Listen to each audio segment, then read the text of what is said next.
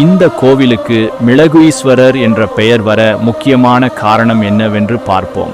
ஒரு முறை ஒரு வணிகன் வண்டி நிறைய மிளகுகளை ஏற்றுக்கொண்டு அந்த கோவிலை கடந்து சென்ற போது அங்கே இருந்த ஒரு சிலர் வண்டியில் என்னவென்று கேட்டார்கள். மிளகு என்று சொன்னால் எங்கே அதனை திருடி விடுவார்களோ என்று எண்ணி இதனுள் இருப்பது பாசிப்பருப்பு என்று கூறினார். அதன்பின் வணிகன் தன்னுடைய இடத்திற்கு சென்று மூட்டையை அவிழ்த்த அவருக்கு மிகப்பெரிய ஆச்சரியம் காத்திருந்தது. மூட்டையில் இருந்த மிளகு அனைத்தும் பாசிப்பருப்பாக மாறியிருந்தது. இது ஏதோ கடவுளின் விளையாட்டு என்று தெரிந்து கோவிலுக்கு திரும்பி வந்த வணிகன் தன்னுடைய தவறை உணர்ந்து வண்டியில் இருந்தது மிளகுதான் என்று கூறவே சில பரிகாரங்களை செய்த பின் பாசி பருப்பு அனைத்தும் மிளகாக மாறியது.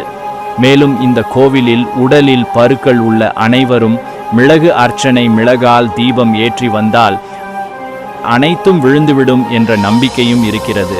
அதிசயத்தின் மேலாக இந்த ஒரு அதிசயம்.